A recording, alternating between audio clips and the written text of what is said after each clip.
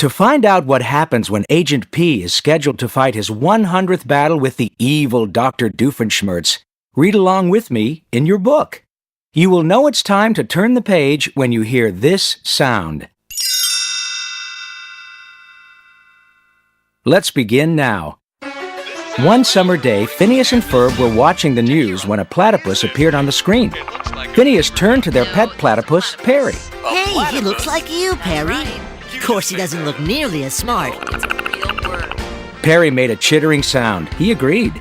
The news reporter didn't know much about the platypus species. Well, what does it do? The zookeeper shrugged. Not much. He does like sandwiches, though. Just then, the platypus curiously sniffed the air. He smelled a sandwich. The platypus headed out of the zoo to follow the scent. A few minutes later, the phone rang. Jeremy was calling to talk to Candace, Phineas and Ferb's sister.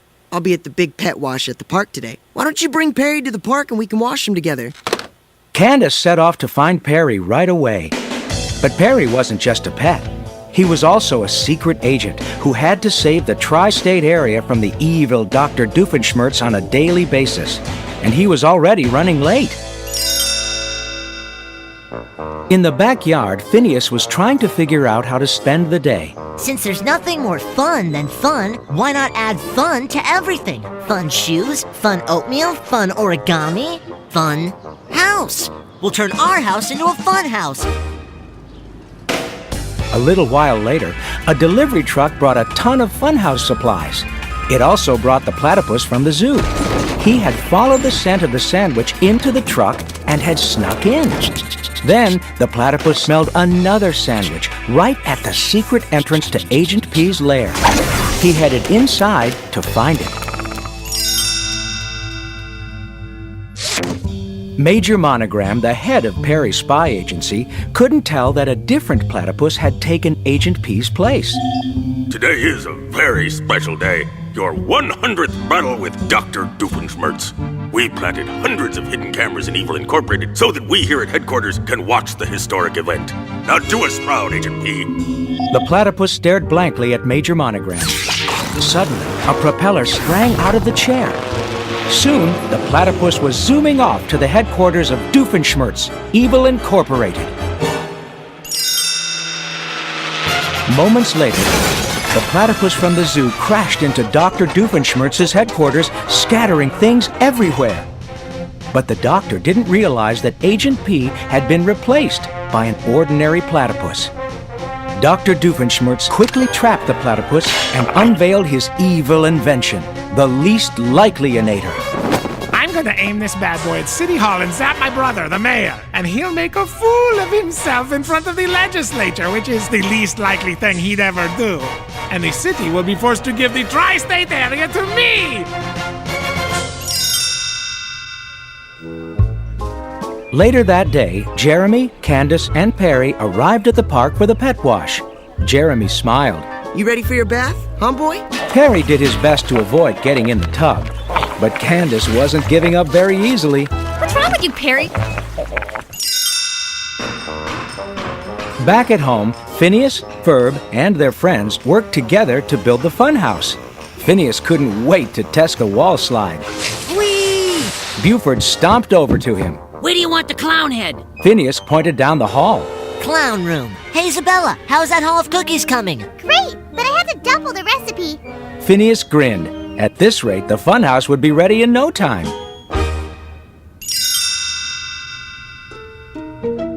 At Dr. Doofenshmirtz's headquarters, the doctor was about to launch his least likely-inator. But before he could activate it, he accidentally freed the platypus from the trap. The platypus waddled across the room and started licking a puddle of coffee off the floor. All those sandwiches had made him thirsty. The evil doctor narrowed his eyes. Oh, down on all fours. I know that fighting technique. It's Singapore crab. I'm gonna sidewalk all over you, baby. While Dr. Doofenshmirtz practiced his crab walking, the platypus sniffed the air. He smelled something delicious coming from a tall rat. For a moment, Dr. Doofenshmirtz was confused. Then he noticed what the platypus was staring at. Hey, that's my a sandwich display case. Immediately, the platypus knocked over the case of sandwiches, which landed right on top of Dr. Doofenshmirtz. Now he was trapped. Then, the platypus raced past him and grabbed the stinkiest sandwich of them all. The doctor finally pulled himself up. Okay, Perry the Platypus, the claws are off now. From here on in, I fight the man style. The platypus suddenly lunged for a sandwich on top of a lever. A brick wall sprang out of the floor. And Dr. Doofenshmirtz ran right into it. Okay, I see you found a brick wall. Then, the platypus jumped on a table. He was trying to grab yet another sandwich. What's the matter, Perry the Platypus? Don't they feed you at the agency? The doctor took a flying leap to tackle the platypus. But the semi-aquatic mammal hopped off the table just in time.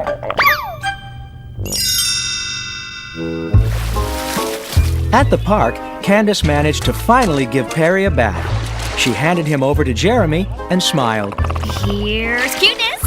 Now that bath time was over, it was time to take Perry back home.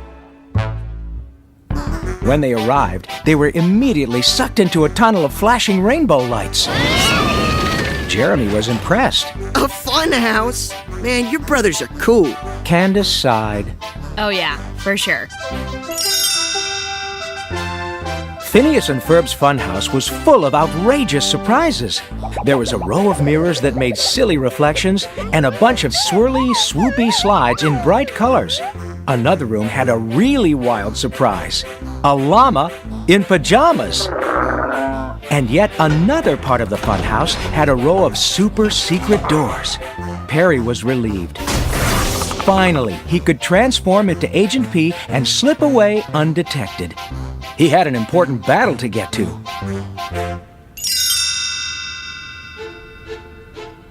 At the end of the funhouse, Phineas and Ferb were waiting for their sister in a room full of sugary treats. Phineas grinned. Some fun, huh, Candace? Candace glared at her brothers. No, not fun, not fun. Suddenly, everyone heard a voice from outside. Candace, boys, come help me with the groceries. Mom was home.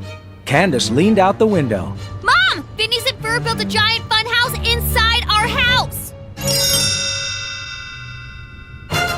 Around the same time, Dr. Doofenshmirtz had just come up with a brilliant idea to try and foil the platypus.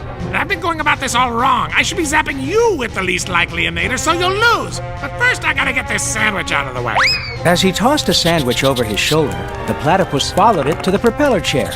Dr. Doofenshmirtz fired his inator, zapping everything but the platypus. The platypus quickly sat on the chair. Then, the chair and the platypus headed back to Agent P's lair. Dr. Doofenshmirtz could only watch in horror. I should have zapped myself. Just then, one of the beams from the least likely inator hit Candace. The beam caused her to take down the funhouse before her mom came inside. Why am I doing this? Candace's mother walked into the living room a few moments later.